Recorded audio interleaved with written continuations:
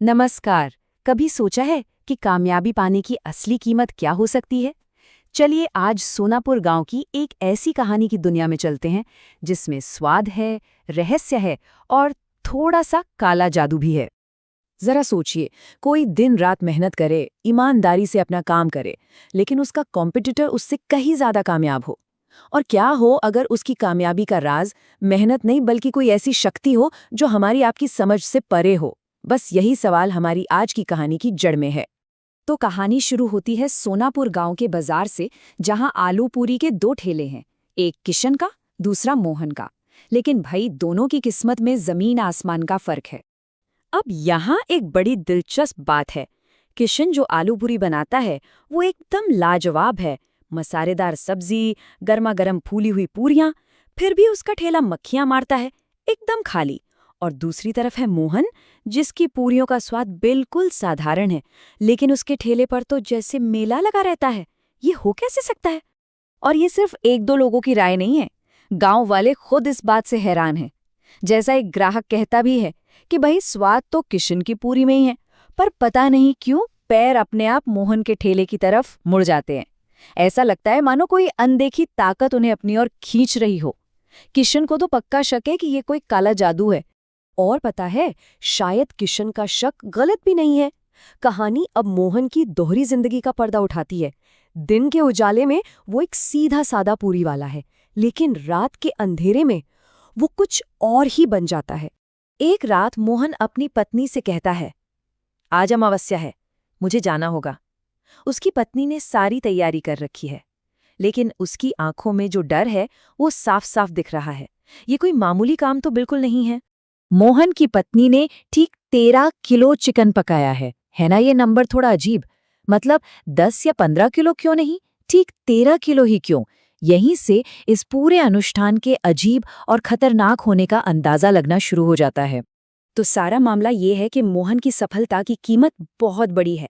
उसने अपने लालच के चक्कर में जंगल में किसी चीज को नींद से जगा दिया है, और अब उसे हर अमावस्या को ठीक 13 किलो चिकन का भोग लगाना पड़ता है। और अगर मोहन इसमें चूका तो वो चीज उसे ही खा जाएगी। इसी खौफनाक सौदे की वजह से मोहन के ठेले पर ग्राहकों की लाइन लगी रहती है। अब कहानी में दो नए किरदार आते हैं जो इस पूरे रहस्य की गुत्थी सुलझाने की कोशिश करेंगी।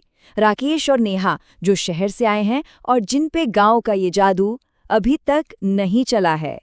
तो होता ये है कि राकेश और नेहा गांव में नाश्ते की सबसे अच्छी जगह पूछते हैं। गांव वाले उन्हें मोहन के ठेले के बारे में बताते हैं, लेकिन वहां की भीड़ देखकर वो किशन के शांत ठेले पर रुक जाते हैं। और ये स्लाइड बहुत अच्छे से दिखाती है कि वो जादू काम कैसे करता है।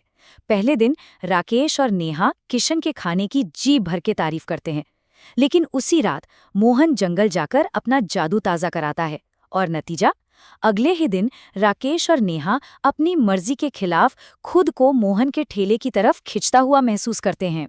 अब जब इन बाहरी लोगों को भी उस अजीब शक्ति का एहसास हो गया है, तो वो चुप नहीं बैठते।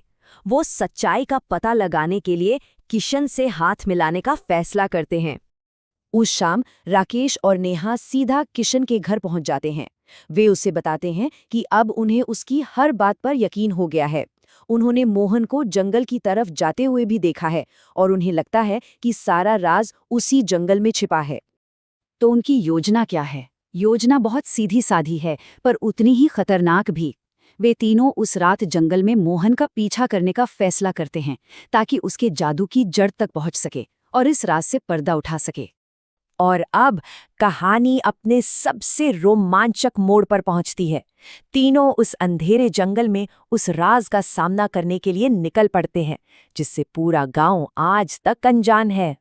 जैसे ही वे जंगल में घुसते हैं, एक अजीब सा सन्नाटा पसर जाता है। हवा में उन्हें पके हुए चिकन की एक बहुत अजीब गंध आती है, और वे उसी गंध का पीछा करते हुए आगे बढ़ते हैं। उन्हें पता है कि ये गंध उन्हें सीधे मोहन तक ले जाएगी। कुछ दूर चलने पर उन्हें एक पुरानी गुफा दिखती है, और गुफा के अंदर से किसी के कुछ बड़बड़ाने की आवाज आ रही है, जैसे कोई मंत्र पढ़ रहा हो। किशन तुरंत पहचान लेता है, ये मोहन की आवाज है। डर तो बहुत लगता है, लेकिन सच्चाई जानने के लिए वे तीनों गुफा के अंदर चले जाते हैं। और बस उस रात के बाद किशन, राकेश और नेहा को किसी ने फिर कभी नहीं देखा। वो तीनों उसी गुफा में हमेशा के लिए कहीं गायब हो गए। कहानी का सबसे खौफनाक हिस्सा तो ये है कि अगली सुबह सब कुछ बिल्कुल पहले जैसा था। मोहन ने हमेशा की तरह अपना ठेला लगाया, वो मुस्कुराते हुए पूरियां तल रहा था, और उसका राज हमेशा के लिए राज ही रह गया। बुराई जीत चुकी थी। तो ये कहानी हमें एक बहुत परेशान करने वाले सवाल के साथ छोड़ जाती है कि जब लालच को कोई सजा नहीं मिलती तो क्या होता है। ये सिर्फ एक लोक कथा नहीं है, बल्कि एक चेतावनी है कि कभी-कभी बुराई बिना किसी रोक टोक के खुले आम जीत जाती है। सोचने वाली बात है ना।